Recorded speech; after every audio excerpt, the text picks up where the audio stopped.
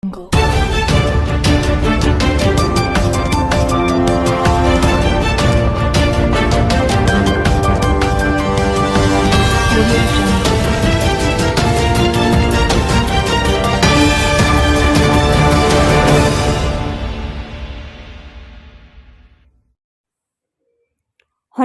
News ಚಾನೆಲ್ಗೆ ಸ್ವಾಗತ.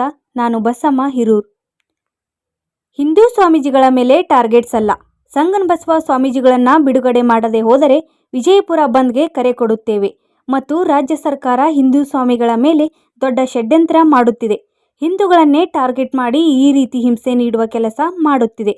ಸರ್ಕಾರಿ ವೈದ್ಯಕೀಯ ಕಾಲೇಜಿನ ನ್ಯಾಯಯುತ ಹೋರಾಟದಲ್ಲಿ ತೊಡಗಿದ್ದ ಶ್ರೀ ಸಂಗನಬಸವೇಶ್ವರ ಸ್ವಾಮೀಜಿ ಅವರನ್ನು ಕೂಡಲೇ ಬಿಡುಗಡೆ ಮಾಡಬೇಕು. ಇಲ್ಲವಾದರೆ ವಿಜಯಪುರ ಬಂದ್ ಸೇರಿದಂತೆ ವಿವಿಧ ಹಂತದ ಹೋರಾಟ ಕೈಗೊಳ್ಳಲು ನಾವು ಸಿದ್ಧ ಎಂದು ಬಿಜೆಪಿ ಜಿಲ್ಲಾಧ್ಯಕ್ಷ ಗುರುಲಿಂಗಪ್ಪ ಅಂಗಡಿ ಪತ್ರಿಕಾಗೋಷ್ಠಿಯಲ್ಲಿ ಹೇಳಿದರು. ಮುಖ್ಯಮಂತ್ರಿಗಳು ವಿಜಯಪುರಕ್ಕೆ ಬರುವ ಕಾರ್ಯಕ್ರಮಕ್ಕೆ ವ್ಯಾಪಕ ವಿರೋಧ. ಪಂಚಮಸಾಲಿಗಳ ಮೇಲೆ ಲಾಠಿ ಚಾರ್ಜ್ ಮಾಡಿದ ಹಿನ್ನೆಲೆಯಲ್ಲಿ ರಾಣಿ ಚೆನ್ನಮ್ಮ ಮೂರ್ತಿ ಸಿಎಂ ಸಿದ್ದರಾಮಯ್ಯ ಅವರು ಉದ್ಘಾಟಿಸುವುದು ಬೇಡ ಎಂದು ಕಾರ್ಯಕ್ರಮಕ್ಕೆ ಬಹಿಷ್ಕಾರ ಹಾಕಿದ್ದಾರೆ. ಈಗ ಪಿಪಿಪಿ ಹೋರಾಟಗಾರರಿಂದ ಮುಖ್ಯಮಂತ್ರಿಗಳಿಗೆ ವಿರೋಧ ವ್ಯಕ್ತವಾಗುವ ದೃಷ್ಟಿಯಿಂದ ಹೋರಾಟವನ್ನು ಹತ್ತಿಕ್ಕುವ ಕೆಲಸ ನಡೆದಿದೆ ಎಂದರು. ಬಂದಾಗ ಯಾವ ವಿರೋಧವೂ ವ್ಯಕ್ತವಾಗಬಾರದು ಎಂದು ಉದ್ದೇಶಪೂರ್ವಕವಾಗಿ ಸರ್ಕಾರಿ ಮೆಡಿಕಲ್ ಕಾಲೇಜು ಹೋರಾಟಗಾರರನ್ನ ರೊಚ್ಚಿಗೆಬ್ಬಿಸುವ ಕೆಲಸ ನಡೆದಿದೆ. ಬಿಜೆಪಿ ಮುಖಂಡರಾದ ಮಲ್ಲಿಕಾರ್ಜುನ್ ಜೋಗೂರ್, ವಿಜಯ್ ಜೋಶಿ ಮೊದಲಾದವರು ಪತ್ರಿಕಾಗೋಷ್ಠಿಯಲ್ಲಿ ಉಪಸ್ಥಿತರಿದ್ದರು. ವರದಿ ಸುರೇಶ್ ತೆರದಾಳ್, ವಿಜಯಪುರ. ಲೈಕ್ ಮಾಡಿ, ಶೇರ್ ಮಾಡಿ, ಸಬ್ಸ್ಕ್ರೈಬ್ ಮಾಡಿ. ಹೀಗೆ ಮತ್ತಷ್ಟು ಸುದ್ದಿಗಳಿಗಾಗಿ ನೋಡ್ತಾ ಇರಿ ಹೊನ್ನಕಿರಣ ನ್ಯೂಸ್. ಎಲ್ಲ ಪತ್ರಿಕಾ ಮಾಧ್ಯಮದವರಿಗೆ ನಮಸ್ಕಾರಗಳನ್ನು ಹೇಳಿ, ಇವತ್ತು ತುರ್ತಾಗಿ ಪತ್ರಿಕಾಗೋಷ್ಠಿಯನ್ನು ಕರೆದ ಉದ್ದೇಶ ವಿಷಯ ಸ್ವಲ್ಪ ಇದೆ, ಅಷ್ಟೇ ಗಂಭೀರತೆಯಿಂದಿದೆ. ಇವತ್ತು ತಮಗೆಲ್ಲ ಗೊತ್ತಿದ್ದ ಹಾಗೆ ಕಳೆದ 109 ದಿನದಿಂದ ಬಿಜಾಪುರ ಜಿಲ್ಲೆ ಹಿತೈಷಿಗಳು ಬಿಜಾಪುರ ಜಿಲ್ಲೆಗೆ PPP ಮಾಡೆಲ್ ವೈದ್ಯ ಕಾಲೇಜ್ ಬೇಡ, ಸರ್ಕಾರಿ ವೈದ್ಯ ಕಾಲೇಜ್ ಕೊಡಬೇಕು ಅಂತಕ್ಕಂಥ ಒಂದು ಒತ್ತಾಯ ಸರ್ಕಾರದ ಮೇಲೆ ಕಳೆದ 109 ದಿನದ ನಿರಂತರ ಹೋರಾಟ ಮಾಡಿದರೂ ಕೂಡ ಚಳಿಯಲ್ಲಿ ಅಹೋರಾತ್ರಿ ಧರಣಿ ಎಲ್ಲ ರೀತಿಯ ಹೋರಾಟಗಳನ್ನು ಅವರು ಸರ್ಕಾರವನ್ನು ಎಚ್ಚರಿಸ್ತಾ ಬಂದರು. ಅದರ ದುರ್ದೈವ 109 ದಿನ ಆದರೂ ಕೂಡ ಕಾಂಗ್ರೆಸ್ ಸರ್ಕಾರ ಉಸ್ತುವಾರಿ ಮಂತ್ರಿಗಳಂತ MB ಪಾಟೀಲರು ಆ ಹೋರಾಟಗಾರರಿಗೆ ನ್ಯಾಯವನ್ನು ಕೊಡ್ತಾ ಇಲ್ಲ. ಇವತ್ತು ಕೊನೆಗೆ ಅವರು ನಿರ್ಧಾರ ಮಾಡಿದ್ದು, ಇವತ್ತು ಬಿಜಾಪುರ ಜಿಲ್ಲೆಯ ಉಸ್ತುವಾರಿ ಮಂತ್ರಿಗಳ ಮನೆ ಮುಂದೆ ಮತ್ತು ಉಳಿದ ಮಂತ್ರಿಗಳ ಶಿವಾನಂದ ಮಂತ್ರಿಗಳ ಮುಂದೆ ಉಳಿದೆಲ್ಲ ಶಾಸಕರ ಮನೆ ಮುಂದೆ ಹೋರಾಟ ಹಮ್ಮಿಕೋಬೇಕಂತಕ್ಕಂಥ ನಿರ್ಣಯ ಮಾಡಿ ನಿನ್ನೆ ದಿನ ಮೊದಲಿಗೆ ಉಸ್ತುವಾರಿ ಮಂತ್ರಿಯವರ ಮನೆ ಮುಂದೆ ಹೋರಾಟವನ್ನು ಶಾಂತಿಯುತ ಹೋರಾಟ ಪ್ರಾರಂಭ ಮಾಡಿದರು. ನಿನ್ನೆ ಆ ಹೋರಾಟದಲ್ಲಿ ಅವತ್ತು ಪೊಲೀಸ್ ಇಲಾಖೆ ಪೊಲೀಸ್ ಡ್ರೆಸ್ ಮೇಲೆ ಬರದೆ ಪ್ಲೇನ್ ಡ್ರೆಸ್ ಮೇಲೆ ಬಂದು ಆ ಹೋರಾಟಗಾರನ್ನು ತಳ್ತಕ್ಕಂಥದ್ದು. ನಮ್ಮ ಸಂಗನಬಸವ ಸ್ವಾಮಿಗಳು, ಹುಣಸಾಳ BK ಗುರುಗಳು ಕೂಡ ಇವತ್ತು ಆ ಹೋರಾಟದಲ್ಲಿ ಪಾಲ್ಗೊಂಡಿದ್ದರು. ಈ ಹೋರಾಟಕ್ಕೆ ನಮ್ಮನ್ನು ಕೂಡ ಆಹ್ವಾನ ಮಾಡಿದರು. ನಾವು ವಿಚಾರ ಮಾಡಿದೆವು, ಯಾಕಂದ್ರೆ ಅವ್ರು ಹೋರಾಟ ಕೂತಾಗ ಭಾಳ 75-80 ದಿನ ಆದರೂ ಕೂಡ ಅವರಿಗೆ ಸ್ಪಂದನೆ ಆಗದೇ ಇದ್ದ ಸರ್ಕಾರ, ನಮ್ಮದು ಜಿಲ್ಲಾ ಅಧ್ಯಕ್ಷ, ನಮ್ಮ ಜಿಲ್ಲೆಯ ಎಲ್ಲ ಟೀಮ್ ಒಂದು ಜವಾಬ್ದಾರಿಯುತವಾಗಿ ನಾವು ಅವರಿಗೆ ಬೆಂಬಲವನ್ನು ಕೊಟ್ಟು ಬಂದಿದ್ದೆವು. ಅದೇ KDP ಒಂದು ಸಭೆಯಲ್ಲಿ ನಮ್ಮ MLC ಕೇಶವ ಪ್ರಸಾದ್ ಸರ್ ಪ್ರಶ್ನೆ ಮಾಡಿದಾಗ, ಈ ಸರ್ಕಾರಿ ವೈದ್ಯ ಕಾಲೇಜ್ ಬೇಕು ಅಂತಕ್ಕಂಥ ಆ ಹೋರಾಟಗಾರರಿಗೆ ನೀವು ಬೆಂಬಲ ಕೊಡಬೇಕು ಅಂತಕ್ಕಂಥದ್ದು, ಅದಕ್ಕೆ ನೀವು ಒಂದು ಸರ್ಕಾರದಿಂದ ಒಂದು ಆದೇಶ ಕೊಡ್ರಿ ಅಂತಕ್ಕಂಥ ಒಂದು ಹೋರಾಟಕ್ಕೆ ಒಂದು ಪ್ರಶ್ನೆ ಎತ್ತಿದಾಗ ನಮ್ಮ ಜಿಲ್ಲೆಯ ಉಸ್ತುವಾರಿ ಮಂತ್ರಿಗಳಂತ MB ಪಾಟೀಲ್ ಸಾಹೇಬರು, ಏನ್ರಿ ನಿಮ್ಮ ಜಿಲ್ಲಾ ಅಧ್ಯಕ್ಷ ಅಲ್ಲಿ ಬಂದು ರಾಜಕೀಯ ಮಾಡ್ತಾನ ಅಂತಂದರು. ಅದು ಒಂದೇ ಉದ್ದೇಶಕ್ಕಾಗಿ ನಿನ್ನೆ ಅವ್ರ ಮನೆಯ ಮುಂದೆ ಹೋರಾಟ ಹೋಗಲಿಲ್ಲ.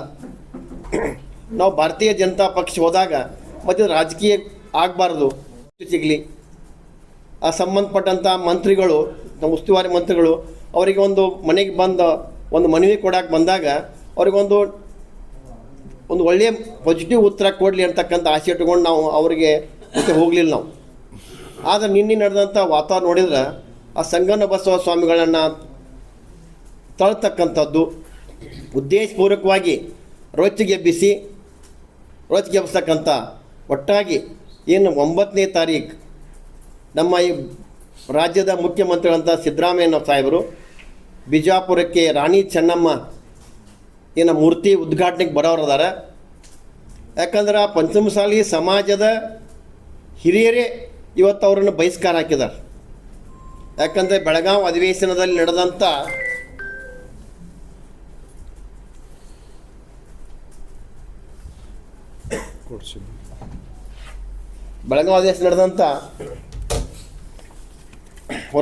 ಪಂಚಮಸಾಲಿಯವರು 2A ಮೀಸಲಾತಿಗಾಗಿ ಬಡ ಮಕ್ಕಳಿಗೆ ಅನುಕೂಲ ಆಗಲಿ ಅಂತಕ್ಕಂಥ ವಿಚಾರ ಇಟ್ಕೊಂಡು ಹೋರಾಟ ಕೇಳಿದಾಗ ಅವರಿಗೆ ಲಾಠಿ ಚಾರ್ಜ್ ಮಾಡ್ತಕ್ಕಂಥದ್ದು, ಆ ಉದ್ದೇಶ ಇಟ್ಕೊಂಡು ಇವತ್ತು ಇಡೀ ಪಂಚಮಸಾಲಿ ಸಮಾಜ ಆ ಉದ್ಘಾಟನೆಗೆ ಬಹಿಷ್ಕಾರ ಆಗತ್ತಾರೆ.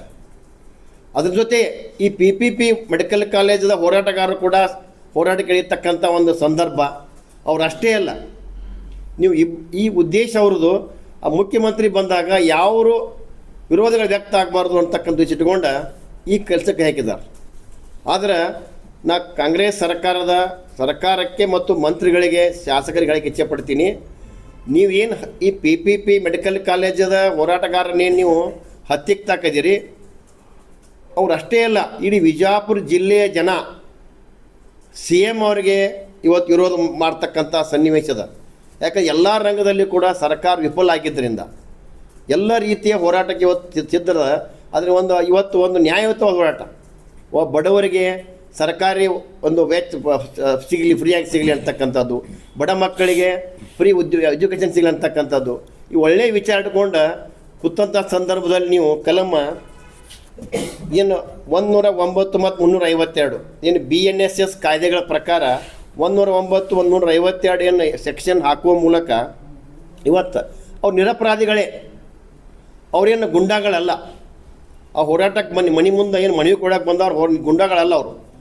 ಈ ರೀತಿ ಕಲಂ ಹಾಕಲಿಕ್ಕೆ ಅವರಿಗೆ ನಿರಪರಾಧಿಗಳನ್ನ ಅಪರಾಧಿಗಳನ್ನಾಗಿ ಮಾಡಿ ಅವ್ರನ್ನ ಇಂಥ ಒಂದು FIR ಮಾಡಿ ಅವ್ರಿಗೆ ಇನ್ವಾಲ್ವ್ ಮಾಡಿ ಇದೇನು ಹತ್ತಿಗೆ ತಕ್ಕಂಥ ಕೆಲಸ ಮಾಡೋಕ್ಕೆ ಸರ್ಕಾರ ನಿಜವಾಗಿ ಕೂಡ ಭಾಳ ಖೇದಕರ ಸಂಗತಿ. ಅದಕ್ಕೆ ನಾವು ಕೂಡ ಇವತ್ತು ವಿಶೇಷವಾಗಿ ಆ ಸ್ವಾಮಿಗಳ ಮೇಲೆ ಇರ್ತಕ್ಕಂಥ ಈ ಕಾಂಗ್ರೆಸ್ ಸರ್ಕಾರ ಇವತ್ತು ಕ್ಲಿಯರ್ ಸಮಾಜಕ್ಕೆ ಗೊತ್ತಾಗ್ತಾ ಇದೆ. ಒಟ್ಟಾಗಿ ಈ ಕಾಂಗ್ರೆಸ್ ಸರ್ಕಾರ ಸ್ವಾಮಿಗಳ ವಿರುದ್ಧ ಒಂದು ದೊಡ್ಡ ಷಡ್ಯಂತ್ರ ಮಾಡ್ತಾ ಇದೆ ಅಂತಕ್ಕಂಥದ್ದು. ಯಾಕಂದ್ರೆ ಹಿಂದೂಗಳನ್ನು ಟಾರ್ಗೆಟ್ ಮಾಡಿ ಸ್ವಾಮಿಗಳನ್ನು ಈ ರೀತಿ ಹಿಂಸೆ ಕೊಡ್ತಕ್ಕಂಥ ಕೆಲಸ ಕಾಂಗ್ರೆಸ್ ಸರ್ಕಾರ ಮತ್ತು ಮಂತ್ರಿ ನಡೆದೈತೆ ಅಂತಕ್ಕಂಥ ಉದ್ದೇಶವನ್ನು ನಾನು ಹೇಳಕ್ಕೆ ಇಚ್ಛೆಪಡ್ತೀನಿ. ಒಟ್ಟಾಗೆ ಇನ್ನು ನಮ್ಮ ಕೆಲಸ ಭಾರತೀಯ ಜನತಾ ಪಕ್ಷ ಕೆಲಸ ಮನವಿ ಕೂಡ ಹೋಗಿಲ್ಲ. ಆದರೆ ಇವತ್ತು ಆದಂಥ ಅನ್ಯಾಯ, ಇವತ್ತು ಆ ಗುರುಗಳಿಗೆ ಇರ್ಬೋದು, ಆ ಗುರು ಜೊತೆ ಹಲವಾರು ಅವ್ರನ್ನ ಇವತ್ತು ಅರೆಸ್ಟ್ ಮಾಡ್ತಕ್ಕಂಥ ಕೆಲಸ ನಡೆದೈತಿ. ಅವ್ರನ್ನ ಪೂರ್ಣ ಬೇಗನೆ ಬಿಡುಗಡೆ ಮಾಡಬೇಕು. ಅವ್ರ ಕೇಸ್ ವಾಪಸ್ ತಗೋಬೇಕು. ವಾಪಸ್ ತೆಗೆದುಕೊಳ್ಳಿ ಹೋದರೆ ಭಾರತೀಯ ಜನತಾ ಪಕ್ಷದ ನಮ್ಮ ನಿಲುವನ್ನು ಕೂಡ ನಾವು ಮುಂದಿನ ದಿನಮಾನದಲ್ಲಿ ಅವರಿಗೆ ಸಮಯ ಅವಕಾಶ ಕೊಡ್ತಾ ಇದ್ದೀವಿ. ಇದು ನೀವು ಮಾಡದೇ ಹೋದರೆ ಬಿಜಾಪುರ ಬಂದ್ ಆಗ್ತಕ್ಕಂಥದ್ದು ಇರ್ಬೋದು, ಇಡೀ ಹಿಂದೂ ಸಮಾಜ ಎದ್ದು ಹೇಳ್ತಕ್ಕಂಥ ಕೆಲಸದ ಕೂಡ ಇದು ಮುಂದೆ ನಡೀತಿದೆ ಅಂತಕ್ಕಂಥ ಮಾತನ್ನು ಹೇಳಿ ಮಾತನ್ನು ಮುಗಿಸ್ತೇನೆ.